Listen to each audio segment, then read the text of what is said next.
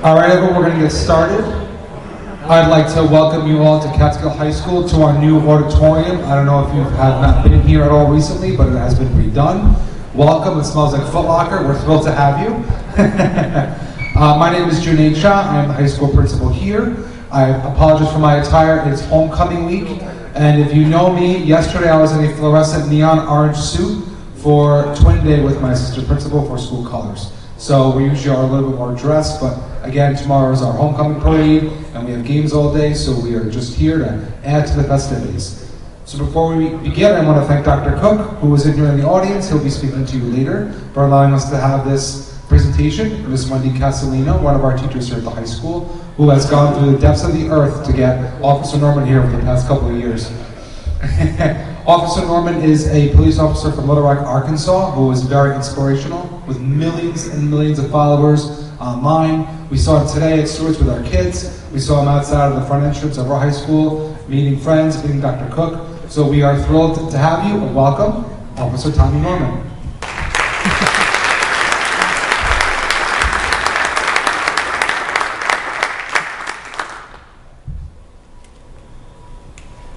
All right, thank you so much for having me, Dr. Cook and Wendy Castellino. I was calling her Wendy today, and the students were looking at each other like, her name's Mrs. Castellino. But I want to start by saying it is a true honor to be here today in Catskill. This whole experience today has just been amazing. It's been very humbling. Just to be outside doing an interview and seeing people parking and walking in, you know, that was just such a cool sight for me. Wendy and I met when I spoke at New Haven 4 years ago. And so I met her and her daughter. And then she talked about me coming here, and we worked on it 3 years ago. And I want to say I had another event. And then I hurt my knee, and then COVID, and then she says, Officer Norman, you're coming, it's gonna happen. Like Dr. Cook said this morning, that's being persistent at its best. And so we picked out a day that worked for me, and I'm here. And it's so cool to be here. The kids, I spoke at 7:45 this morning to the younger group, and then the middle grades, and then I think the juniors and seniors. And the kids were on their best behavior. All the kids were very, very respectful. Some of the questions I got asked was, do I eat donuts? And I told the kids that police officers don't eat donuts. I don't know where that rumor came from, right? What was my favorite ice cream, my shoe size? And we talked about sports, and me being from Arkansas, we don't have any professional teams there, so I'm a big Arkansas Razorback fan. We have a big game tomorrow against Texas A&M at 2:30. At Dallas Cowboy Stadium. So I explained to Wendy, if I come here, I have to be back home by the time the Razorbacks kick off, and she got that worked out. But Arkansas it's near and dear to my heart. It's where I was born and raised. It's where I really have been living a dream, being a police officer for the last 23 years, but not just being a police officer, but really just being someone that was raised to care about other people. It just so happens that I became a police officer, and when I tell you that story, it's pretty inspiring, I feel like, just because I never thought I would be a police officer. And I shared with the kids earlier today that it's not the badge that makes us who we are as police officers, it's more your heart and the way you treat people. So North Little Rock, Arkansas is where I was born and raised. Little Rock is a capital city. North Little Rock is right across the river, probably around 65,000 population, give or take. 6 sisters and 2 brothers. I actually have a twin sister, and I think Wendy likes me to tell this story, but in 1972, when I was born, there were no ultrasounds. So my mom thought the entire 9 months that she was just carrying me. But when I was born, the doctor delivers me, and I guess they're getting ready to close my mom up, and the nurse says, hold on. There's one more in there, and it was my twin sister, Tammy. So, yeah, I always give her a hard time. So I'm 4 minutes older than Tammy. We grew up in probably a 3-bedroom house, all 9 of us. And early on in life, I can remember 7, 8, 9 years old, that my mom would always take us as a group to give back. Whether it was visiting a nursing home, whether it was going to a high-rise just to talk and interact with people. My mom was a home health aide, so I knew early on what it was like to give, and it's something that I really fell in love with. So 12, 13, 14 years old, I would mow grass in the neighborhood that I grew up in, and I would always come back with the money that I used from mowing grass and give it to my mom to help her out, to help her out with bills and with groceries. And I remember one day I came home and there was a infomercial on TV, Feed the Children, where you can send money to another country to sponsor a family and clothe a family and feed a family, and in return they'll send you a picture of the family and a little letter of where your money went. So that really captured my heart. So I went to my mom, gave her the money, told her this is the address I want you to send the money to, and she looked at me kind of funny because back then I was a huge, still am, I love sports, and I was a big Michael Jordan fan, and I would usually go spend some money on anything to do with Michael Jordan, whether it was a Chicago Bulls poster, Sports Illustrated if Michael Jordan was on the front, a box of Wheaties if Michael Jordan was on the front. That man, I even baked a cake once on his birthday, which is February the 17th. I love Michael Jordan, still do. And she knew that something was different that day when I gave her all my hard-earned money, and I wanted her to send that money off. And so she said that she didn't have a problem with that, but she wanted to explain to me one thing was I would never meet these people. I would never meet this family that I wanted to help out. And I told her that that was fine. So I felt like that as a teenager at that point in time, that was when I realized what my calling was. That's when I realized that I truly, truly wanted to be different from the rest of kids my age, and I wanted to go out and help people. So my mom would have to drive me around places to drop me off to, paint people's houses, mow people's grass, take people hot food. She realized that she had to help me keep feeding my heart. And she sacrificed a lot of time with all the other 8 kids to make sure that I was able to do that. So I want to fast forward into my 20s, the mid-90s, and I would visit my uncle Don, who was the chief of police of a small town in Hot Springs called Hot Springs Village. And anytime I would go visit my uncle, he would be in uniform, and he would have on a leather gun belt. So police officers usually wear a nylon gun belt or a leather gun belt, and he would always wear a leather gun belt, obviously being the chief of police. He had to look sharp. And so anytime he would walk or get out of a chair or sit in a chair and move around, that leather gun belt would squeak. And I thought that the squeaky leather gun belt was the coolest thing ever. Don't ask me why, but if that leather gun belt was squeaking, I was smiling. I was like, that is just so cool that gun belt is squeaking. It wasn't the gun itself or the handcuffs, it was the squeaky noise. And so I thought about being a police officer, but once again, I was always a giver. I was always taught to just go out and simply be nice to people. I just didn't really know at the time if police officers could get out and do that. So late 97, early 98, I saw that there was openings at the North Little Rock Police Department for entry-level police officer. So I'll go ahead and talk to my family and my mom, and I'm gonna give it a try. So I fill out an application, and they call me in for the physical fitness test, the written test. I pass all that, the background investigation, and as these guys in here that are police officers can tell you, when it comes to the background investigation, they go talk to everybody. They talk to the neighbors I lived next to before, and the neighbors I lived next to at the time, and asking them all kinds of questions. I knew that because my neighbors would come and say, hey, these detectives came to our house asking about you, and they were the police recruiters or the officers that were doing the hiring. And so next came my panel interview. So I'm sitting here, there's a group of officers sitting across from me, and they asked me a series of questions. But one question that I still remember today was, why do you want to be a police officer? And there was a pause because I knew I could give one or two answers.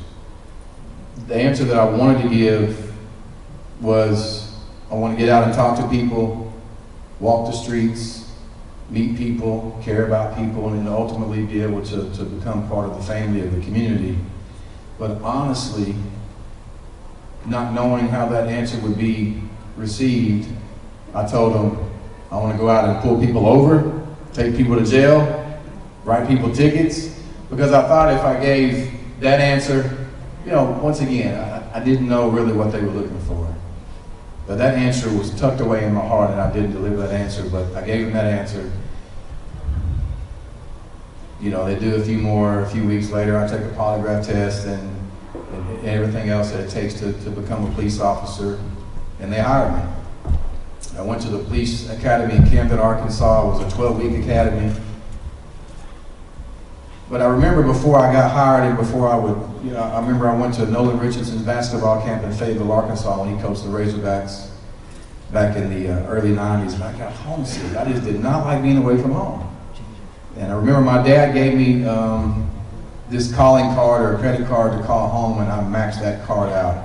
I called my mom, I called my dad, and it's just something about being home is somewhere I always wanted to be. So I remember being at the police academy, probably halfway through.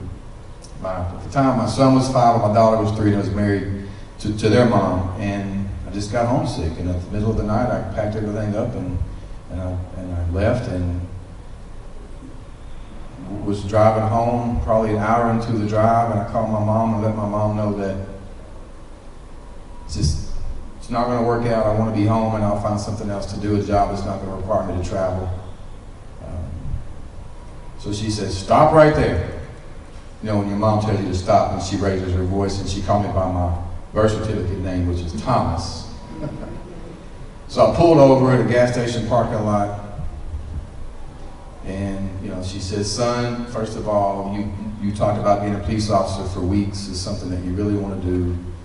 At the time, my uncle was still alive, and she talked about my Uncle Don and how I wanted to make him proud, and I knew that, you know, and I kind of gave in to being homesick. So drove back to the police academy at probably 2 in the morning and got back in the bed and the dorm I was in, and got up the next day and finished the next 6 weeks and graduated. So I graduate 6 months of FTO training, and then they give me a key to a police car. They tell me what area I'm working. Initially, I'm on midnight shift. Now, the type of person I am and my personality, midnight shift I wasn't crazy about just because everybody was sleeping, unless you're throwing newspapers or making donuts or out breaking the law. So I wanted to be around people. So at our department, it's kind of based on seniority. The more seniority you have, the better days off you're going to get and the better shift you can work. So I ended up going to evening shift, and I was so excited because people were awake. I came to work at 2 o'clock and worked until 10 o'clock at night. And what I would do is something I had talked about doing before I became an officer is parking my police car, and I would walk one street a day if I could, depending on how busy we were answering calls. And I would talk to as many people that I could that were outside of their homes. You know, most people would talk to me. Some people would turn their back, go inside their house, close the door. I think initially what people thought that if there was a police officer actually walking down the street, stepping into our front yard, he's looking to take someone to jail, or he's looking to try to get information on maybe a crime that was committed in the area. But that's not what I wanted. I wanted to get out and talk to people and meet people. And so the people that turned their back on me and didn't really care to communicate, or those are the people that didn't really want to give up on forming this relationship. So I would come back the next day, the next week, and the next month, and I think eventually when they saw me coming back, they knew that I just wanted to get to know who they were. It's so important. I know these officers here would agree with me that the more you get to know people and form these relationships, the easier your job is going to be. But one of the things I think that is missing in some communities is that you may see a police officer 1 or 2 days, but then that police officer doesn't come back. So one of the big things for me was coming back and for people to be able to see me. Once I did that, after so many months and years, it was amazing. I was invited to birthday parties, graduations, weddings, visits to the hospital. And I'm thinking it's kind of like a preacher, because preachers, you know, they have a pass to go everywhere. You know, they got their card that they keep in their wallet, and they go visit all these people, and it kind of reminded me of that. Sometimes I spoke at funerals, unfortunately, and I remember one time a young lady didn't have an escort for homecoming, and her mom asked me to escort her across the field for homecoming. And so all these things were happening, but when I would go to most of these events and these special occasions, I wouldn't wear my uniform, just because I wanted people to get to know who I was away from the badge and the police car. And I wasn't really sure if my style of policing was making a difference until the year 2005. Some of you that were here today, you heard the story, but it really never gets old. In 2005, by that time I was working day shift. It was 2 p.m. My shift had just ended, and a gentleman that was in Little Rock, Arkansas, called the police department and wanted me to come meet with him. He didn't say what it was, but he did say that it was urgent. So I go over, he's sitting in front of a payphone at a gas station off of Interstate 30. I get out of my car and I sit down next to him, and we talked for about 5 minutes, and the gentleman was homeless. He had a bunch of bags around him. And he says, "Officer Norman, the reason that I called to meet with you is that he was wanted for murder inside a homeless camp." And I heard about this on the news several weeks before this. Inside a homeless camp in the woods in Little Rock, Arkansas, he beat a man to death with a piece of 2x4. So I'm nervous. I mean, I'm still in my uniform. I'm sitting down next to the guy that just confessed to murder. So I get on my radio and I call my dispatch. They send Little Rock police over, and with a matter of probably 2 minutes, it felt like you've got a parking lot full of police cars, unmarked cars, detectives, because as I said, they've been looking for this guy. And they get out of their police car, and the first thing one of the officers said is, how did you find this guy? We've been looking for him. And I said, actually, I didn't find him, he found me. So they get him up, put him in handcuffs, and as they're walking him away to the police car, I stopped and I asked the guy, "Sir, I'm curious, why did you reach out to me to turn yourself in? We've never even met before, and I don't even work in the city. I work across the river in North Little Rock." And he said, "Officer Norman, there was a friend of mine on the street that I talked to after being cold and hungry and tired and scared of running from the police. And he says, call Officer Norman, and you could surrender to him with dignity and respect." So I still get chills telling that story. And the moral of that story is, my reputation solved the murder. The way I treated people, the way my mom taught me to treat people, I carried that into a career as a police officer. So all those trips, walking down the street, all those trips of going to these birthday parties and graduations and really getting to know people and coming back, it solved a murder, and it took a dangerous man off the street. And so that was all the confirmation I needed, because you'll have your naysayers. You'll have people that if you get out and with me in the trunk of my police car, there's not any SWAT gear because I'm not on the SWAT team, but I do keep peanut butter crackers and Cheez-Its and juices and footballs and basketballs and things like that. It's something that I've always done. So, and I hand those out to the kids. I work an area of North Little Rock it's a pretty rough area. There's quite a bit of crime, And so, you know, I really feel like that too many people that hear about this in these neighborhoods, that they haven't really gotten out and getting to know people that live in these neighborhoods. So that's a story that I think it's important to tell, just because as a police officer, your badge should have a heartbeat and not an ego. I love being a police officer. If you would have told me when I got hired in 1998 that I would be traveling around visiting communities and speaking, I would have looked at you absolutely like something was wrong with you, because my heart today is the same heart that I had when I was a kid at 8 years old. It's the same heart that I had when I was 15 years old, and 25 years old, and today at 49 years old. My heart's never changed. And I think being a police officer is a huge privilege. It's an honor to wear that uniform. But to me, it's even a bigger honor to get out and get to know people in these communities. I'll share one more story with you and then we open it up for questions. There was a gentleman that he committed a drive-by shooting, and we've been looking for him. And his mom called me one day and said that my son will turn himself into you, but if any other officers show up to our house, he's not going to come outside. So I'm thinking, whoa. So the first thing I do is call my sergeant, of course. Like, Sarge, this guy's ready to turn himself in. We've been looking for him, but if any other cars show up, he's not coming out. So then the sergeant calls the lieutenant. So they determined that I would go to the house. We would have a couple of cars up the street and to keep an eye on me. And I remember going in his house. His family's there. They're a little emotional. He's smoking a cigarette. He finishes his cigarette. I put him in handcuffs and we walk out to the car.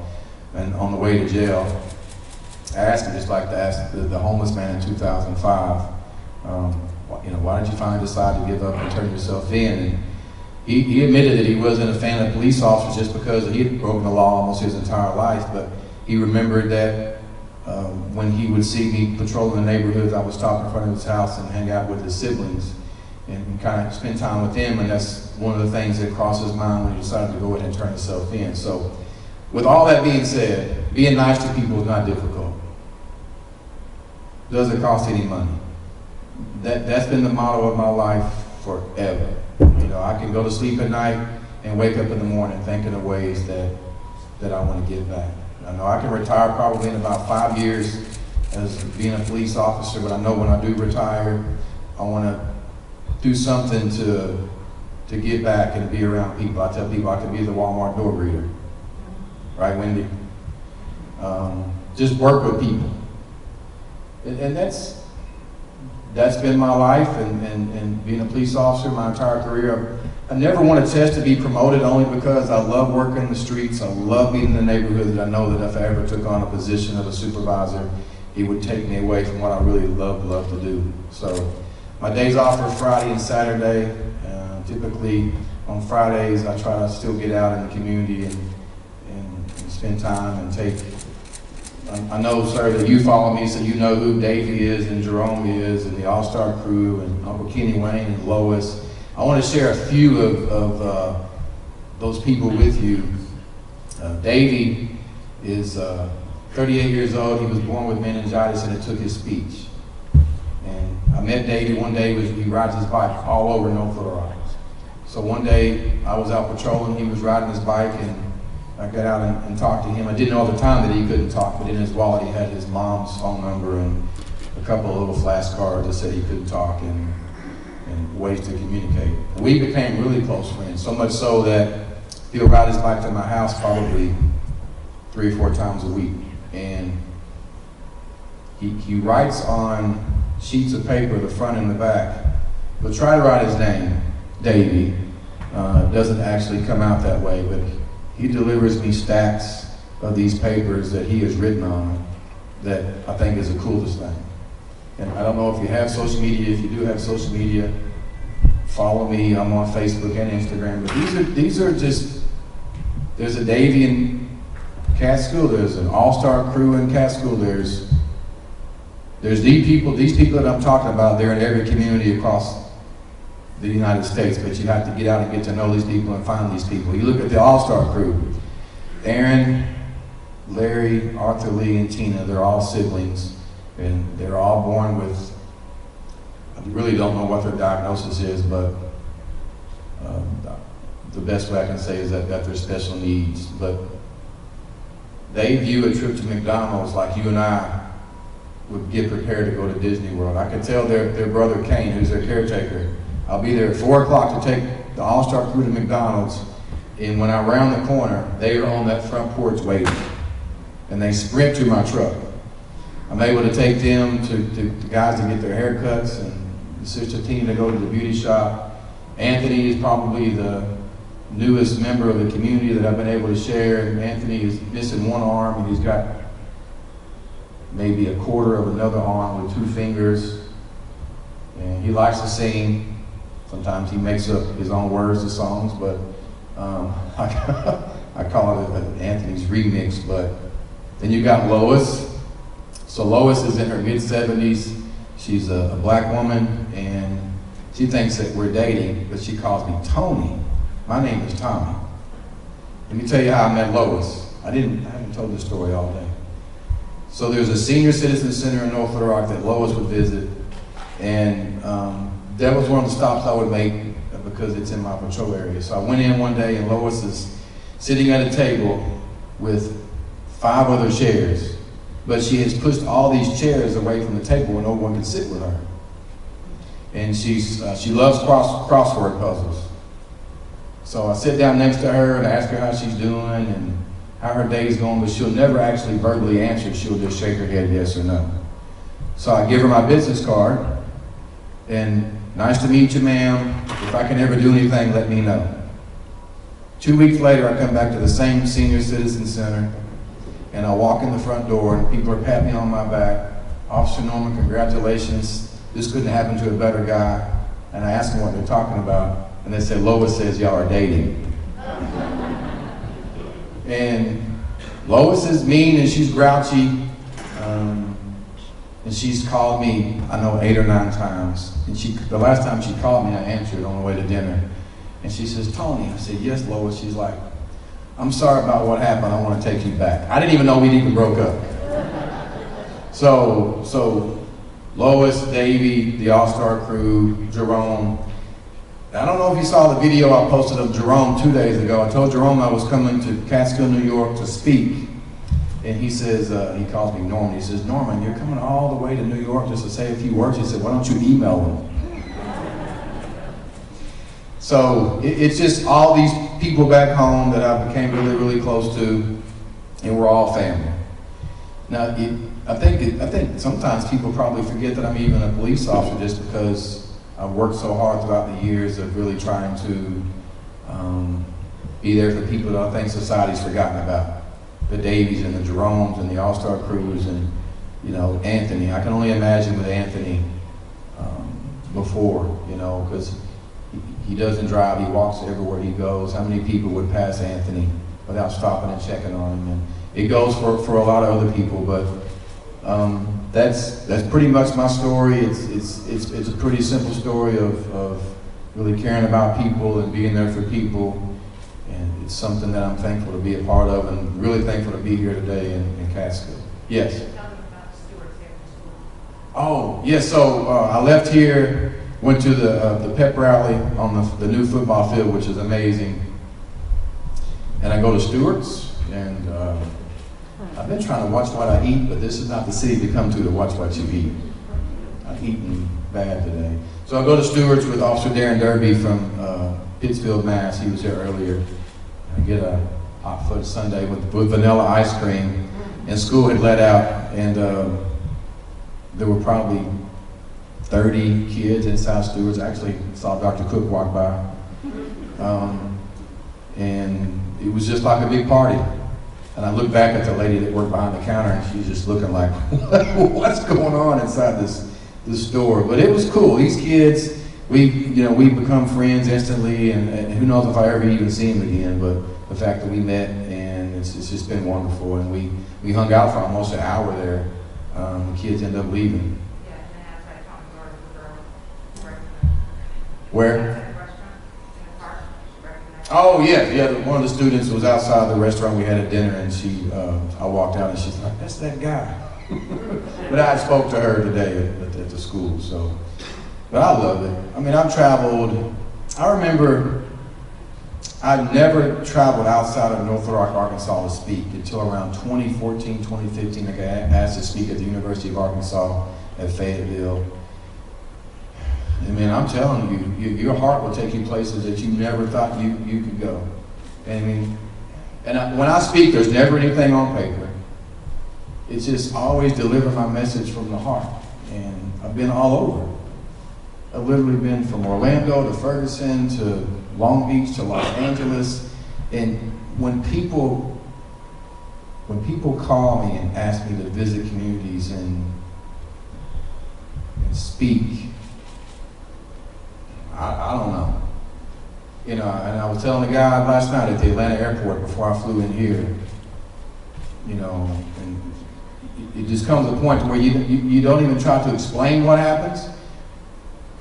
I didn't know a lot growing up. I didn't have a lot of friends in high school. But your heart, I mean, is powerful. I mean, it really is. And that's all I know. You know, it just, I don't really feel worthy to be here. I don't feel worthy to have traveled across the world. I truly, truly don't, because my story always remains the same. You get out and you care about people. The lady over there taking pictures, she asked me a question, do you have an interview outside? And I told her that when I leave this world, I want to leave this world a better place when I'm gone. So, and we can all do that. You know, I still have so much respect for police officers. It's kind of weird to explain, but when I see police officers now, I still view police officers as I did when I viewed my Uncle Don. And I'm a police officer. You know, police officers are special, special people. And it's so cool. When I go back to work on Monday and put on that uniform, I mean, it's a huge, huge privilege. But it's been a great day. I had a lot of fun with the kids earlier. And, you know, I leave early in the morning at 6 to head back home, but just know that my time here means a lot to me. And I'll never forget it. So, does anybody have any questions? Somebody has to ask some questions. Yes, ma'am. I know you keep in contact with the kids that you're in contact with in the communities. Have any of them become police officers? Yes, so we're having a lot of new officers back home, and some of the kids, not kids, but some of the officers that we're hiring are kids that I knew when they were little, not necessarily formed a relationship with them, but they haven't just became police officers, they became successful people in life. And these are maybe even some of the kids that I've dealt with. Maybe I've arrested them for committing crimes, and if they didn't become a police officer, they became something, a productive member of society. And I think a lot of that goes back to, even if you arrest someone, you have an opportunity to talk about life with them and let them know that you know they'll have a second chance. I'm telling you, you know, being a police officer, even a trip to jail, that's 15, 20-minute drive. You know, why not take that opportunity if someone wants to listen to you? Because that could be the last conversation they have with someone, you know, for a while. Someone that wants to really encourage them. Yes? You were here earlier. Favorite ice cream is vanilla. So we have the younger kids here today, Dr. Cook. And it was quiet the whole time I was talking, right? One kid asked me, what's my favorite ice cream? I said vanilla. And it's like, they erupted with like disappointment. There's nothing wrong with some homemade vanilla ice cream. Back home, it's Yarnell's, but I've learned that vanilla ice cream with sprinkles, y'all call them Johnny's? No, they were asking you to be closer to Jimmy's or Oh, something. Jimmy's. So you guys don't have a Wendy's here? We didn't have one in Catskill. We have them around. Oh, like you gotta have a Wendy's burger. But I mean, Arkansas, New York, obviously Arkansas is a smaller state, but almost everyone I've asked and every group I spoke to, there's only been 2 or 3 that have been to Arkansas.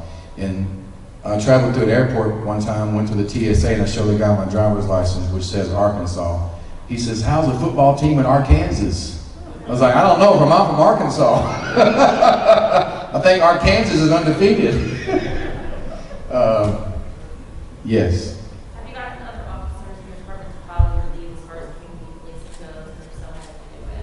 I think so, and I'll say this, that not every officer is going to, most officers are humble people. They don't want other people to know what they're doing. I was put in a situation that I really felt like that God kind of placed me on this pedestal to kind of be the face of policing and the way that it should be done. But there are a lot of officers that do great work. You know, Darren Derby was here, and there are other officers locally that do great work. So yes, I feel like that some officers maybe get a little uncomfortable as far as engaging because maybe their personality is not cut out for that. But I just tell them, go out and just start talking to people and getting to know people. If a police officer doesn't have a personality to connect with people, doesn't make him a bad police officer. I mean, each officer is going to have his strength, and with me it was always, you know, talking to people, and within about 10 or 15 minutes, there's a good chance you're probably going to end up being my best friend, just because I feel like I've got that ability, the way to connect with people. Yes, sir. Thank you, I appreciate it.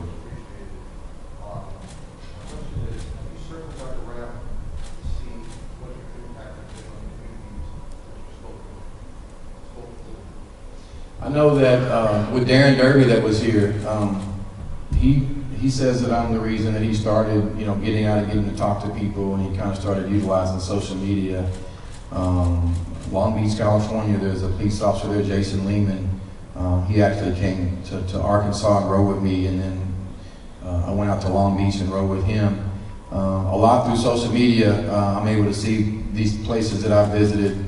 You know, I know that I don't think that departments keep stats on the impact of officers getting out and talking to people and how that's maybe played a role in reducing crime, but I'm telling you, it's not a fix-all, but it works. You get sent to a call where a husband and wife are arguing, and you show up and you already have this reputation and this respect that's been gained. A lot of times that's going to diffuse the situation, right? I mean, I feel that way. So I've always been big on treating people the way that I want to be treated, and it's not difficult at all.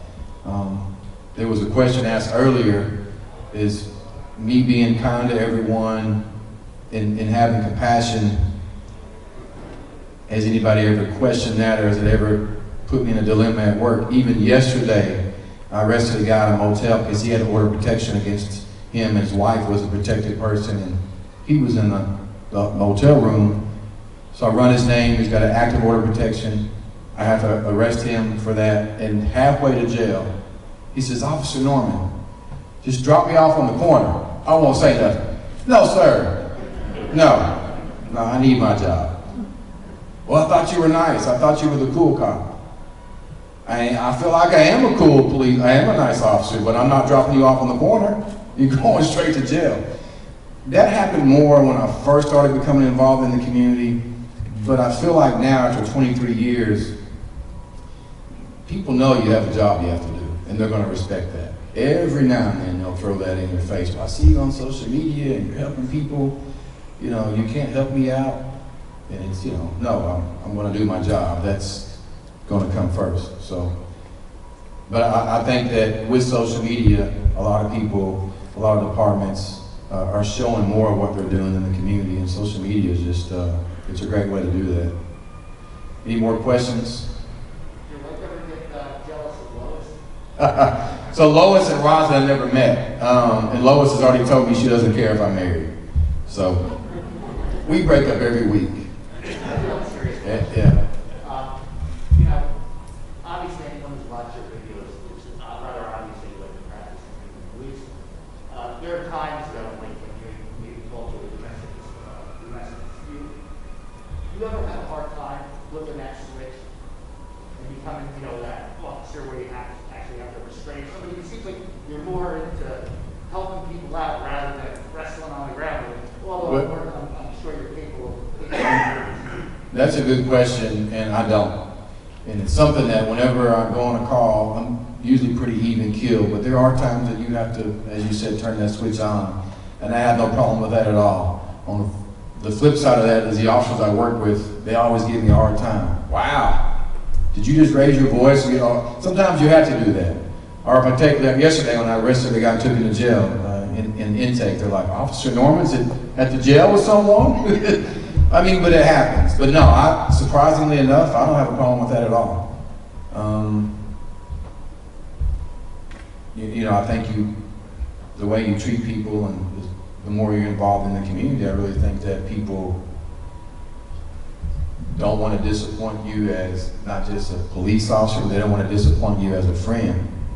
And I've had some people tell me throughout my career that they thought about breaking the law, but they changed their mind just because you don't want to let your friend down. So it's not like that in every case, but in some cases. Yes, ma'am. How has COVID affected you giving back?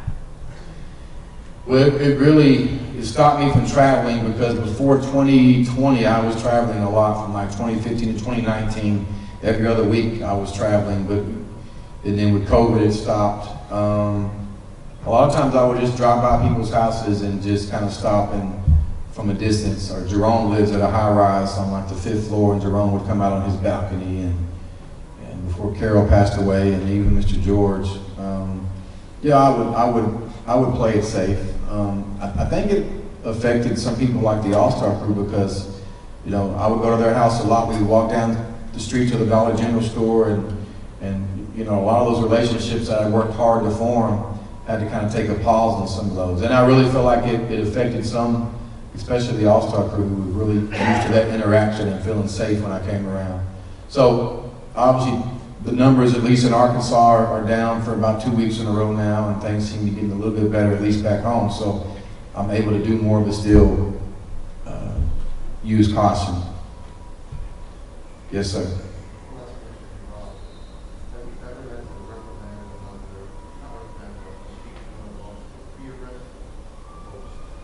That's a good question. He asked, have I ever had to talk to another officer pre-arrest or post-arrest? So I'm not a supervisor, but I guess he would consider me a senior officer, which I think holds a little bit of weight when you're talking about younger officers. And as the officers here know, you know, I even have a thin blue line ring on, and there is this brotherhood and this sisterhood. We're close knit as a family, as a unit. I had one guy during a town hall meeting back home ask me that he talked about the thin blue line, and if I ever saw a police officer mistreating someone or violating someone's rights, whatever you want to call it, and I'll be totally honest, is that to me, if that happens and I witness that brotherhood and sisterhood kind of takes a back seat because I'm going to call the officer out on it.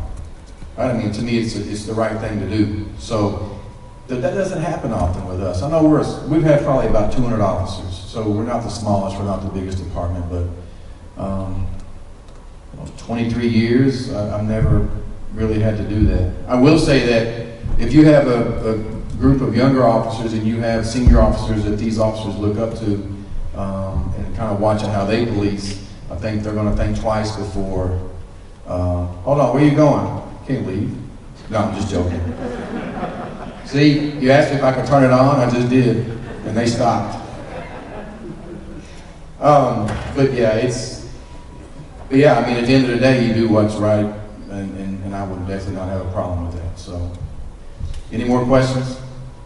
Yes, ma'am. Just curious to know what the population is. So the whole city of North Little Rock, give or take about 65,000.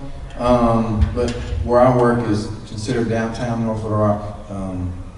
I don't really know the population. The demographics, it's the majority African American and some Hispanic. But you know, one of the big things that I wanted to do when I became a police officer is get to know communities of color. Get to know their skin color and the history behind their skin color. And to go, I said that earlier, but if this is Main Street where most of the traffic runs and traffic lights, and to the left and the right are neighborhoods, you won't see me much on the main street. But I like to go blocks and blocks and blocks into neighborhoods that I think have kind of been forgotten and get out. And I mean, I love it. I truly still love what I do. And as somebody said earlier, I think it was Bob or somebody that said that it's not a job, really. I mean, you come to work, but it's more of a calling. But I don't think I can really call it a job.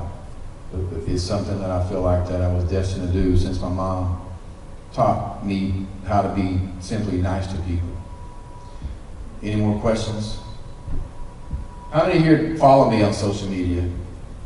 So you know who I'm talking about when it comes to everybody back home. Yeah, it's something because people will travel through and they're passing through Arkansas and they always want to stop and meet people.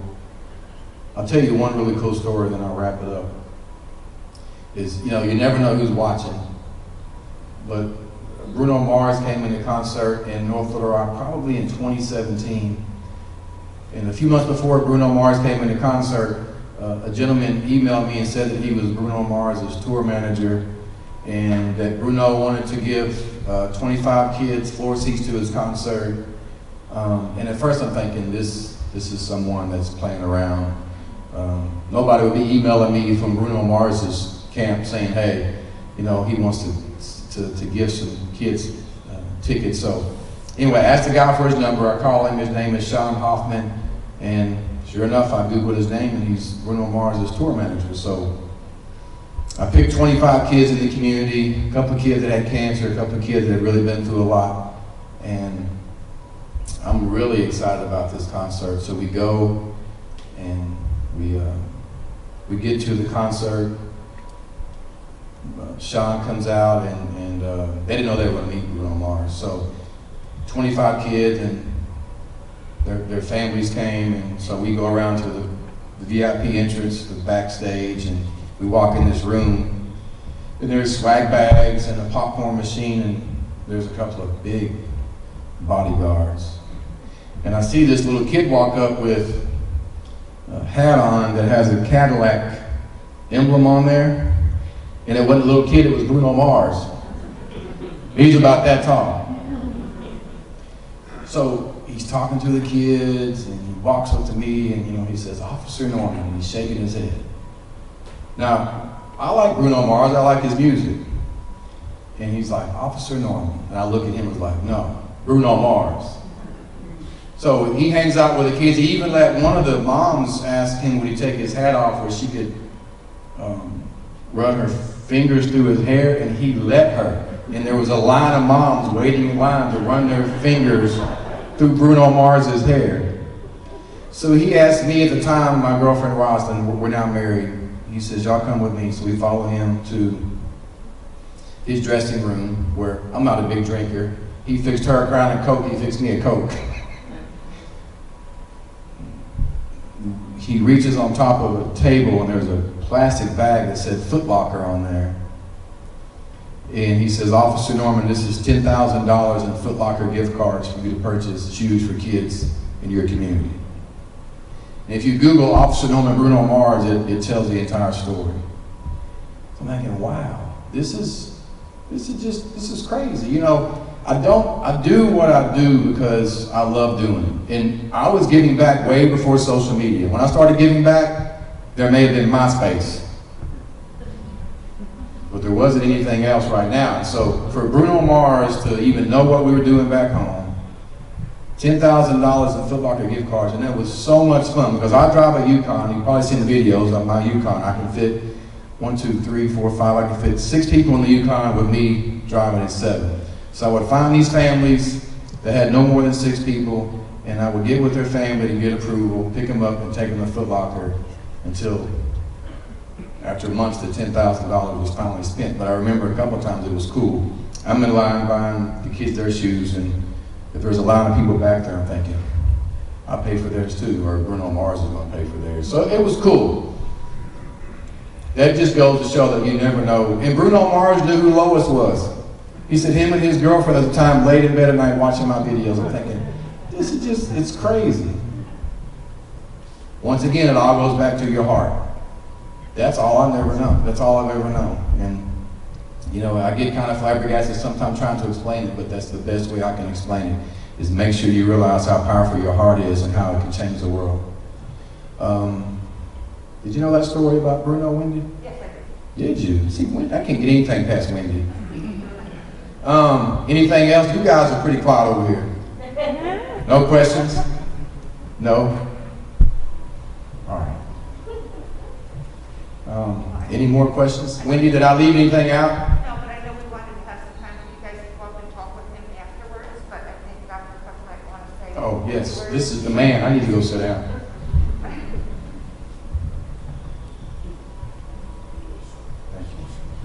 On behalf of Catskill Central School District Officer Norman, your story has been inspirational. It has resonated with our students, with our community, so we thank you. So I have a token of appreciation. It's something very simple, but when you think about this, you think about all the great people you met here in Catskill. So thank you very much. I appreciate you. And